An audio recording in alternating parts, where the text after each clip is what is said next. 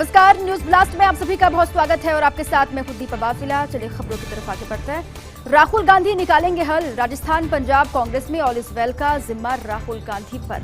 ये बड़ी खबर है, महत्वपूर्ण खबर है। राहुल गांधी निकालेंगे हल, राजस्थान पंजाब कांग्रेस में ऑल इज वेल का जो जिम्मा है वो राहुल गांधी पर है। राहुल सोनिया के निर्देश पर पार्टी में चल रही अंदरूनी खींचतान का हल निकालेंगे और इस कड़ी में राहुल पहले प्रतिदिन पंजाब के 15 विधायकों के साथ वीसी करेंगे।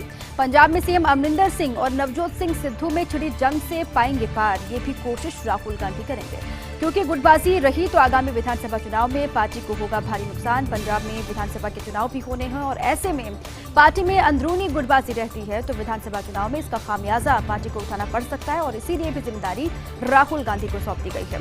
और शायद कुछ ऐसा ही तरीका राजस्थान कांग्रेस के लिए अपनाएंगे राहुल गांधी। अब कहा जा रहा है कि पंजाब में जिस तरीके से रणनीति बनाई जाएगी सब कुछ ठीक करने के लिए, वैसे ही शायद हो सकता है राजस्थान कांग्रेस के लिए राहुल गांधी रास्ता अपनाएंगे। यहाँ हुए हेमाराम चौधरी के इस्तीफे से विधायकों कार्यकर्ताओं में उपज सकता असंतोष ये कहा जा रहा है और इसके साथ ही राहुल की पुनः कांग्रेस अध्यक्ष पद पर ताजपोशी की अटकलें भी बढ़ गई है। सूत्रों के मुताबिक कांग्रेस सीडब्ल्यूसी जल्द राहुल को अध्यक्ष बनाने का प्रस्ताव करेगी और कांग्रेस में कोई भी सदस्य नहीं कर सकता सीडब्ल्यूसी के निर्णय की अवहेलना।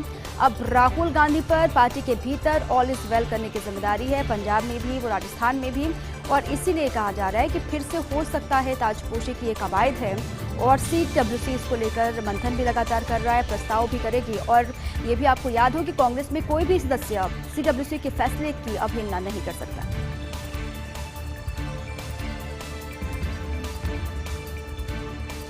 राजनाथ की अगवानी में योगी, कद्दावर नेता राजनाथ सिंह निभा रहे अहम जिम्मेदारियां और राजनाथ की अगवानी में योगी आदित्यनाथ हैं। कद्दावर लीडर हैं राजनाथ सिंह और वो अहम जिम्मेदारियां निभा रहे हैं बतौर रक्षा मंत्री। इस टर्म में करवा चुके प्रोएक्टिव छवि के दर्शन। 2017 के बाद राजनाथ और योगी में नहीं हुई कोई शिष्टाचार मुलाकात, हालांकि दोनों ने निभाई है अनौपचारिकता। गत डीआरडीओ द्वारा स्थापित अस्पताल का निरीक्षण करने राजनाथ पहुंचे थे। जब लखनऊ पहुंचे तब हवाई अड्डे पर योगी आदित्यनाथ ने उनकी अगवानी की। क्या ये उत्तर प्रदेश चुनाव की आगाज की पूर्व बेला है, ये भी कहा जा रहा है। जो अगवानी की एयरपोर्ट पर योगी ने राजनाथ की, इसे ये जोड़कर देखा जा रहा है आगामी विधानसभा चुनाव को लेकर आदित्यनाथ की अगवानी। क्या ये यूपी चुनाव की आगाज की पूर्व बेला है, इसीलिए ये खबर महत्वपूर्ण है। इसी को लेकर चर्चाएं भी सियासी गलियारों में हो रही है।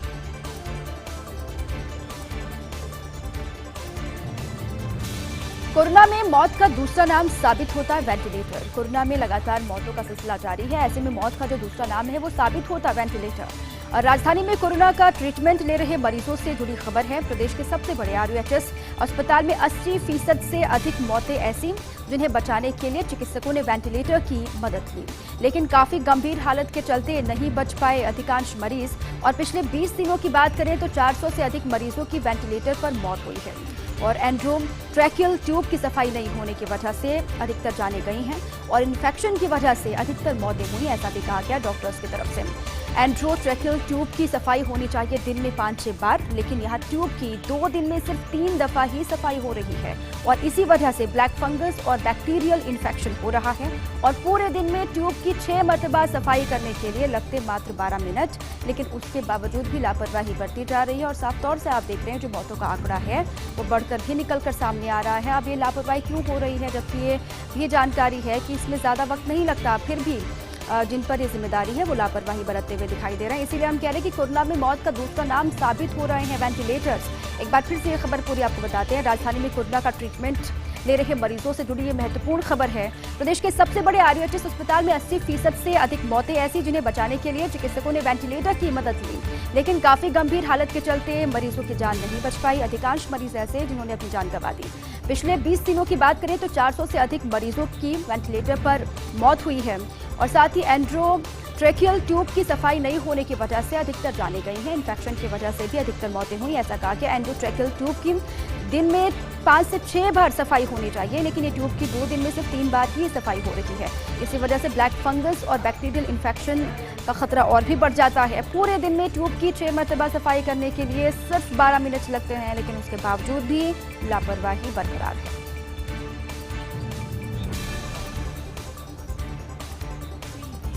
क्या कोरोना टीकाकरण पर राजनीति कर रही केंद्र सरकार? इसको लेकर भी कई तरह के आरोप लगाए जा रहे हैं केंद्र की सरकार पर। क्या कोरोना वैक्सीनेशन को लेकर राजनीति कर रही है केंद्र की सरकार? राज्यों पर वैक्सीन लगाने का काम थोपना राजनीतिक फैसला है। ये कई राज्य ये कह रहे हैं कि राज्यों पर वैक्सीन लगाने का जो काम थोपा गया या फिर ये थोपना राजनीतिक फैसला है। भारत सरकार को सलाह देने वाले समूह NITAG से बड़ा खुलासा हुआ है। NITAG समूह के चेयरमैन NK अरोड़ा ने कहा है कि 18 से 44 साल वालों को वैक्सीन लगाने का फैसला राजनीतिक था, जबकि तकनीकी समूह का फोकस 45 वर्ष से ऊपर वालों के वैक्सीनेशन पर था। 45 प्लस से ऊपर वालों के वैक्सीनेशन के लिए उपलब्ध पर्याप्त डोज थी। बहरहाल केंद्र के फैसले से खड़े हुए संकट से निकलना बेहद मुश्किल दिखाई दे रहा है। अब ये कहा भी जा रहा है कि केंद्र का जो फैसला रहा उस संकट से बाहर निकलना बेहद मुश्किल साबित हो रहा है। अब वैक्सीन की कमी भी दिखाई दे रही है। तमाम राज्य सरकारें कह रही हैं कि अगर वैक्सीन लगाने का जिम्मा राज्यों पर थोप दिया गया तो वैक्सीन प्रोवाइड करवाने की जिम्मेदारी भी केंद्र की होनी चाहिए। हालांकि वैक्सीन की कमी बहुत भारी कमी है। अलग अलग राज्यों ने इसको लेकर कई तरह के आरोप भी लगाए हैं और ये कहा भी जा रहा है कि कोरोना वैक्सीनेशन पर राजनीति कर रही है क्या केंद्र सरकार? राज्यों पर वैक्सीन लगाने का काम थोपना राजनीतिक फैसला नहीं है क्या? भारत सरकार को सलाह देने वाले समूह NITAG से बड़ा खुलासा हुआ है। NITAG समूह के चेयरमैन NK अरोड़ा ने कहा है कि 18 से 44 साल वालों को वैक्सीन लगाने का फैसला राजनीतिक था, जबकि तकनीकी समूह का फोकस 45 वर्ष से ऊपर वालों के टीकाकरण पर था और 45 साल से ऊपर वालों के वैक्सीनेशन के लिए उपलब्ध थी पर्याप्त डोज। साथ में केंद्र के फैसले से खड़े हुए संकट से बाहर निकलने की कोशिश की जा रही है, लेकिन बाहर निकलना बेहद मुश्किल लग रहा है। चित्तौड़गढ़ दुर्ग से PK अग्रवाल की ग्राउंड रिपोर्ट आपको दिखाते हैं। दूसरी दफा वीरान हुआ चित्तौड़गढ़ दुर्ग। ये ग्राउंड रिपोर्ट है। कोरोना संक्रमण काल के चलते बंद है चित्तौड़गढ़ दुर्ग। पहली लहर में भी पर्यटकों के लिए लग गए थे दुर्ग पर ताले। दूसरी लहर में 16 अप्रैल से 15 मई तक बंद किया गया था दुर्ग, लेकिन अब इसे बढ़ाकर 30 मई तक बंद रखने का आदेश जारी कर दिया गया है। दुर्ग के बंद होने से करीब प्रत्यक्ष और अप्रत्यक्ष रूप से 5000 लोग बेरोजगार हो जाएंगे और दुर्ग पर फोटोग्राफर, गाइड, ऑटो टैक्सी चालक, ड्रेस व्यवसायी, ऊंट घोड़ा पालक, चाय नाश्ता दुकानदार, हैंडीक्राफ्ट, फल फ्रूट्स प्रसाद, photo lab, restaurant, parking, hotel, धर्मशाला, पेइंग गेस्ट हाउस, किराना समेत तमाम लोग इससे पूरी तरीके से बेरोजगार हुए हैं, प्रभावित हुए हैं। दुर्ग पर 168 फोटोग्राफर्स, करीब 45 गाइड, 300 ऑटो चालक, 70 टैक्सी चालक, 20 ड्रेस व्यवसायी, 33 ऊंट घोड़ा पालक, 22 फल फ्रूट विक्रेता, 3 रेस्टोरेंट, कैफेटेरिया, 4 पार्किंग, 73 होटल, धर्मशाला, 10 चाय नाश्ता दुकान, 10 हैंडीक्राफ्ट, 15 से 20 प्रसाद की दुकानें, 6 फोटो लैब, 2 पेइंग गेस्ट, 3 किराना की दुकान समेत तमाम लोगों पर बंद का असर साफ तौर से दिखाई दे रहा है। ऐसे में इन सभी को चित्तौड़गढ़ दुर्ग के अनलॉक होने का बेसब्री से इंतजार है। अब लगातार नजर है कि इस पर कब सरकार कोई फैसला लेती है या फिर कब खुलता है। पर्यटक नहीं आने की वजह से साफ तौर से इनके व्यवसाय पर असर पड़ रहा है। इनकी चिंता लगातार बढ़ रही है। पहली वेब जब आई थी तब भी पर्यटकों का आना बंद हो गया था, बंद कर दिया गया था। दूसरी वेब आई, उसके बाद और चोट पड़ी है और मार पड़ी है। लगातार ये आर्थिक तंगी का सामना कर रहे हैं। आगे बढ़ते हैं। सीएम योगी आदित्यनाथ की तस्वीरें आ रही हैं। झांसी दौरे पर योगी आदित्यनाथ गए हुए हैं। कोविड सेंटर को लेकर मीटिंग ले रहे हैं। ये लगातार एक के बाद एक अलग अलग हिस्सों के दौरे पर निकल रहे हैं। सूबे के मुखिया योगी आदित्यनाथ, यूपी के हालातों पर उनकी नजर है। किस तरीके से कोविड के इंतजाम किए गए हैं, कोविड सेंटर का निरीक्षण वो कर रहे हैं। मीटिंग्स भी लगातार अधिकारियों से ले रहे हैं। आज पहुंचे हैं झांसी और झांसी में अधिकारियों को पहले ये जानकारी थी कि सीएम वहां पर पहुंचेंगे, वो भी पूरे डेटा के साथ, आंकड़ों के साथ मौके पर मौजूद हैं।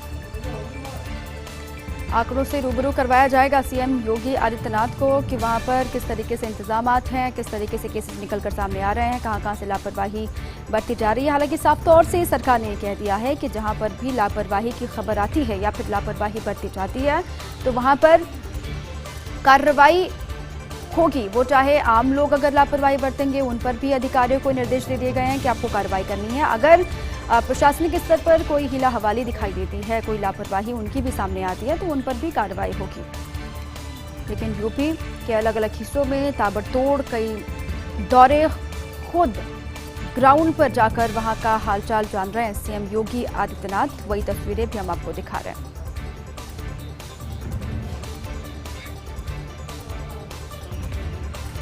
आगे बढ़ते हैं। प्रदेश में घरों में 5,75,000 होम आइसोलेशन में लोग हैं। प्रदेश में घरों में 5,75,000 लोग होम आइसोलेट हैं, लेकिन आंकड़ों के अनुसार केवल 1,12,000 लोग होम आइसोलेट हैं। मरीजों की सरकारी स्तर पर निगरानी नहीं होने से बढ़ रहा संक्रमण का खतरा और साथ ही घरों से निकलने वाला कचरा भी खतरे की घंटी है। केंद्रीय प्रदूषण नियंत्रण मंडल के अनुसार एक व्यक्ति प्रतिदिन 300 ग्राम से 500 ग्राम के बीच वेस्ट जनरेट करता है और इस लिहाज से राज्य में लगभग 40 टन प्रतिदिन संक्रमितों का कचरा हो रहा है जनरेट। और लापरवाही के चलते बढ़ रहा कोरोना संक्रमण का खतरा भी और घनी आबादी में आ रही प्रमुखता से ये तमाम समस्याएं। यास पर पीएम मोदी की हाई लेवल बैठक में केंद्रीय गृह मंत्री अमित शाह भी शामिल हैं। ये हाई लेवल बैठक पीएम की तरफ से की गई। यास को लेकर इसकी जो काउंटडाउन है इसको लेकर वो भी शुरू कर दिया गया है। लोगों को कह दिया गया आप एहतियात बरतें और जो रेस्क्यू वाली टीम है उनको भी कह दिया कि आप भी अलर्ट मोड पर रहें। यास पर पीएम मोदी की हाई लेवल बैठक हुई। बैठक में केंद्रीय गृह मंत्री अमित शाह भी शामिल हुए। एनडीएमए के अधिकारी भी मौजूद रहे। चक्रवात से निपटने के लिए मंथन लगातार जारी है। 26 को बंगाल ओडिशा से गुजरेगा तूफान यास। से कहा जा रहा है कि 26 को बंगाल ओडिशा से ये गुजरेगा और तटीय इलाकों में 90 से 110 किमी प्रति घंटा की रफ्तार से हवाएं चलेंगी। अब ये खबर है कि तटीय इलाकों में 90 से लेकर 110 किलोमीटर प्रति घंटे की रफ्तार से तेज हवाएं चलेंगी और कई जगहों पर मध्यम से तेज बारिश होगी। इसलिए इस तूफान से निपटने की क्या तैयारी है और क्या तैयारी और भी की जा सकती है, इसको लेकर भी पीएम लगातार नजर बनाए हुए हैं। जहां जहां से ये तूफान आगे बढ़ेगा, जिन जिन तटीय इलाकों में ये टकराएगा, वहां के अधिकारियों से फीडबैक भी पीएम मोदी ले रहे हैं। साथ में इंतजामों को और बढ़ाने के लिए भी कह दिया गया कोई जान माल का भारी नुकसान ना हो और इसके लिए बैकअप की पूरी व्यवस्था हो, ये भी पीएम का कहना है। चक्रवात से निपटने के लिए पीएम मोदी लगातार मंथन कर रहे हैं और बैठक में केंद्रीय गृह मंत्री अमित शाह भी शामिल हुए। एनडीएमए के अधिकारी भी इस बैठक का हिस्सा बने हैं और चक्रवात से निपटने के लिए मंथन का दौर लगातार जारी है। 26 को बंगाल ओडिशा से गुजरेगा तूफान यास। ये कहा जा रहा है 26 वो तारीख है जब बंगाल और ओडिशा के तटीय इलाकों से गुजरेगा और तटीय इलाकों में 90 से लेकर 110 किलोमीटर प्रति घंटे की रफ्तार से तेज हवाएं चल सकती हैं। कई इलाके ऐसे भी जहां पर मध्यम से तेज बारिश हो सकती है, ऐसा कहा जा रहा है। विदेश यात्रा बैन। कोवैक्सीन लगवाई है तो अभी नहीं जा सकेंगे अमेरिका यूरोप। ये महत्वपूर्ण खबर है। विदेशी यात्रा जो करने वाले हैं वो फिलहाल रोक दें या फिर उन पर बैन लगा दिया गया। कोवैक्सीन अगर लगवाई है तो अभी नहीं जा सकेंगे अमेरिका यूरोप। अब भारत बायोटेक की वैक्सीन नहीं है WHO की सूची में। दुनिया के प्रमुख देश WHO की EUL में शामिल वैक्सीन को दे रहे प्रमुखता। WHO की सूची में शामिल वैक्सीन लगवाने वाले लोगों को ही वीजा दे रहे हैं। वीजा के लिए टीके का प्रमाण पत्र सभी देशों ने अनिवार्य कर रखा है और कोवैक्सीन को EUL में शामिल कराने के लिए भारत बायोटेक ने किया है आवेदन, लेकिन अभी तक शामिल नहीं किया गया। जून में WHO की बैठक में मान्यता दिलाने की एक पूरी उम्मीद है। पीएम मोदी के अलावा कई मंत्रियों ने लगाई है कोवैक्सीन। अब ऐसे में जिन्होंने भी कोवैक्सीन की पहली या दूसरी डोज ले ली है वो फिलहाल बाहर का दौरा नहीं कर पाएंगे। जो भी बाहर जाने वाले थे उनके लिए खबर महत्वपूर्ण है क्योंकि कोवैक्सीन WHO की जो लिस्ट है उसमें शामिल नहीं है और प्रमुखता से उन्हीं लोगों को तवज्जो मिल रही है या फिर वीजा दिया जा रहा है जो WHO की सूची में जिन जिन वैक्सीन का नाम है वो लगाकर बाहर जा रहे हैं। फिलहाल जो कोवैक्सीन वाले हैं वो इंडिया से बाहर नहीं जा पाएंगे। कोरोना की दूसरी वेव ने तोड़ी ट्रैवल ट्रेड की कमर। प्रदेश की 11,000 से अधिक होटल्स के 30,000 से अधिक कमरे खाली हैं। Hotel, resort, club, restaurant, guide, taxi संचालक, हॉकर, वेंडर, हस्तशिल्प, लोक कलाकार, शाही ट्रेन समेत सभी को मोटा नुकसान हुआ है। ट्रैवल ट्रेड से जुड़े 30 लाख से ज्यादा लोग प्रत्यक्ष या परोक्ष रूप से बेरोजगार हुए हैं। अगले 2 वर्ष की 30,000 से ज्यादा पर्यटकों की बुकिंग रद्द हो चुकी है और अंतर्राष्ट्रीय पर्यटकों का अगले 2 वर्ष तक का आगमन बेहद मुश्किल दिखाई दे रहा है। पैलेस ऑन व्हील्स का लगातार दूसरे वर्ष सत्र रद्द हो सकता है, ऐसी भी खबर है। और पिछले 36 दिन में ट्रैवल ट्रेड को 100 करोड़ से ज्यादा का नुकसान।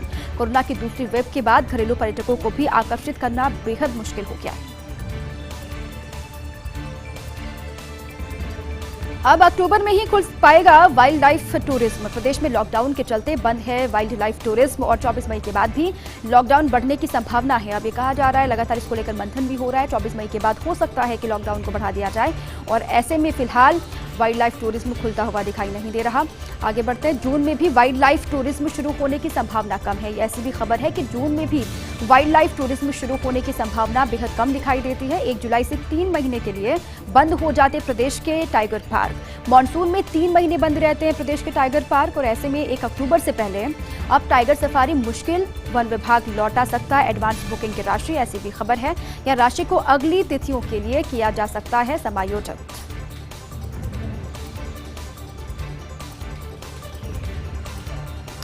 सीड बॉल तकनीकी से हरे भरे होंगे जंगल। वन विभाग की बीज संग्रहण योजना को क्रियान्वित करने की लगातार तैयारी चल रही है। 2 वर्ष पहले नाहरगढ़ से पायलट प्रोजेक्ट के तौर पर इसकी शुरुआत हुई।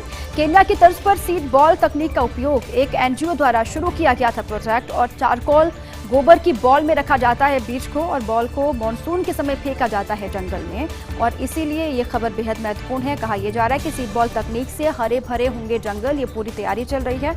वन विभाग की बीज संग्रहण योजना को क्रियान्वित करने के लिए तैयारी युद्ध स्तर पर। 2 वर्ष पहले नाहरगढ़ से पायलट प्रोजेक्ट के तौर पर इसकी शुरुआत हुई थी। केन्या की तर्ज पर सीड बॉल तकनीकी का उपयोग और एक एनजीओ द्वारा शुरू किया गया था ये पूरा प्रोजेक्ट। चारकोल और गोबर की बॉल में रखा जाता है बीज को और फिर मानसून के समय जंगल में इसको फेंका जाता है।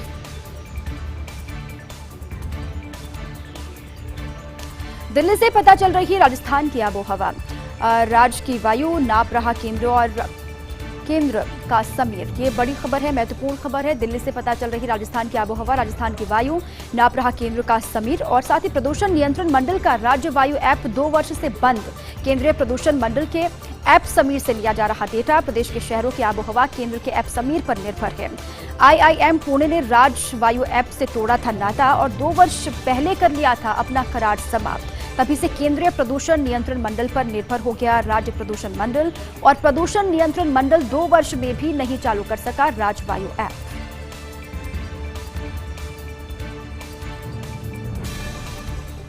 खबरें लगातार जारी है। एक छोटे से ब्रेक के लिए आप रुकते हैं, फौरन लौट।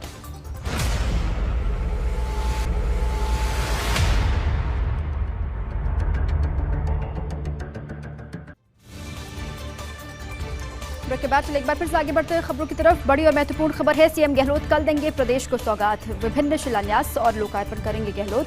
ये महत्वपूर्ण खबर, सीएम गहलोत कल प्रदेश को कई सौगातें देने वाले हैं। विभिन्न शिलान्यास और लोकार्पण करेंगे सीएम गहलोत। दोपहर 12 बजे का वक्त है जब वर्चुअल माध्यम से कार्यक्रम होंगे। सड़क निर्माण समेत कई कार्यों के शिलान्यास लोकार्पण करेंगे सूबे के मुखिया अशोक गहलोत।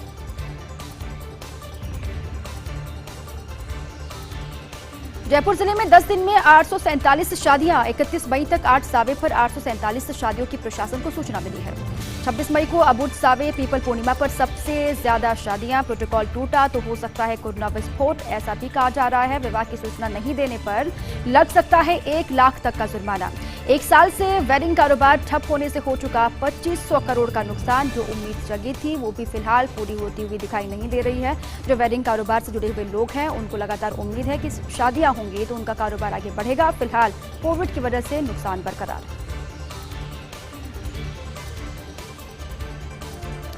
पंचायती राज विभाग का सख्त रुख। पंचायती राज कर्मियों को एपीओ और निलंबित नहीं कर सकेंगे अधिकारी। ये महत्वपूर्ण खबर है। पंचायती राज कर्मियों को एपीओ और निलंबित नहीं कर सकेंगे अधिकारी।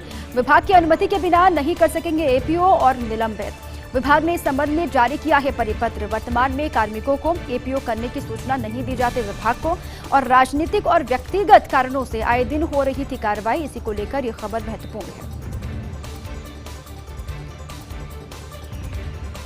भारत में कोरोना संक्रमण का गिरता ग्राफ। भारत में लगातार जो कोविड के मामले हैं उनमें कमी देखी जा रही है। राहत वाली खबर है। कोरोना में भारत के जो आंकड़े हैं कोरोना को लेकर वो कम आ रहे हैं पिछले कई दिनों से। भारत में पिछले 24 घंटे में कोरोना के 2,40,842 मामले सामने आए हैं और साथ ही पिछले 24 घंटे में कोरोना की वजह से 3,741 लोगों ने अपनी जान गंवाई है।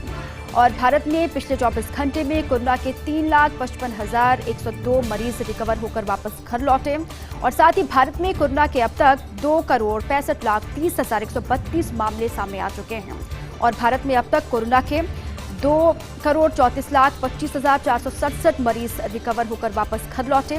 अभी तक का ये पूरा डेटा है। भारत में अब तक कोरोना के 28,05,399 एक्टिव केस हैं और भारत में कोरोना से अब तक 2,99,266 लोगों की मौत हो चुकी है। और भारत में अब तक 19,50,04,184 लोगों को कोरोना की वैक्सीन लगी है।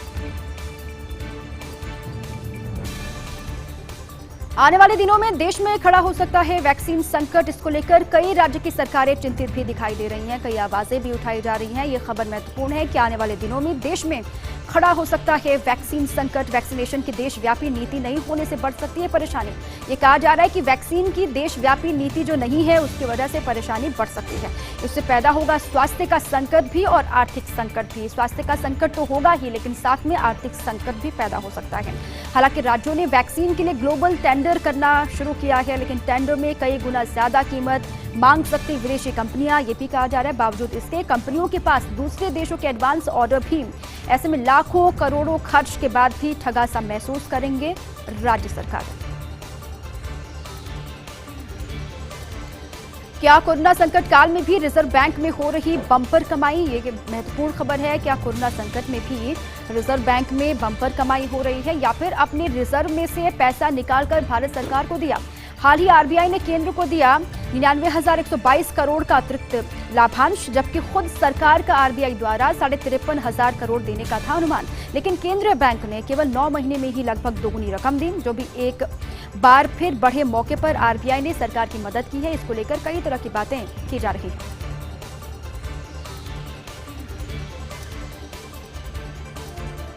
दिल्ली सीएम केजरीवाल का ऐलान। दिल्ली में एक हफ्ते का बढ़ा लॉकडाउन। दिल्ली के सीएम अरविंद केजरीवाल ने ऐलान कर दिया है। यही दरकार भी थी और यही पूरी उम्मीद भी थी कि दिल्ली में फिर से लॉकडाउन बढ़ाया जा सकता है।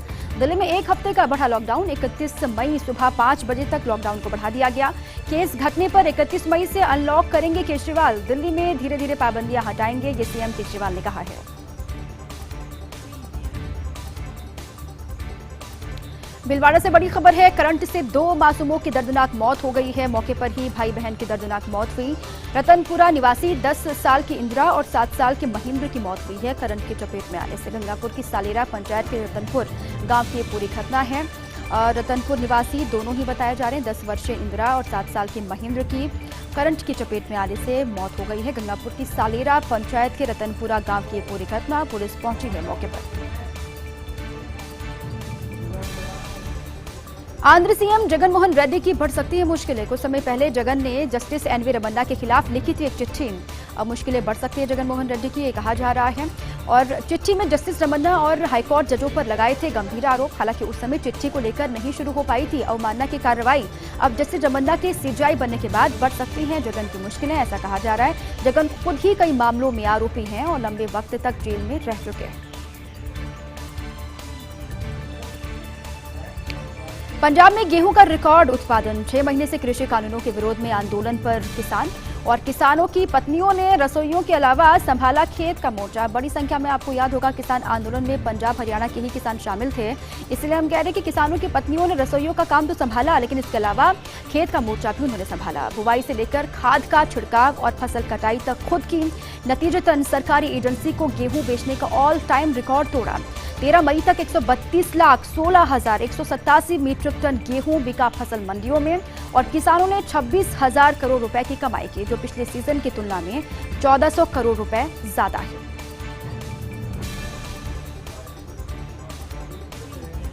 और इसी के साथ ही न्यूज ब्लास्ट में अभी के लिए बस इतना ही। खबरें लगातार जारी हैं। आप रहिए फर्स्ट इंडिया के साथ। नमस्कार।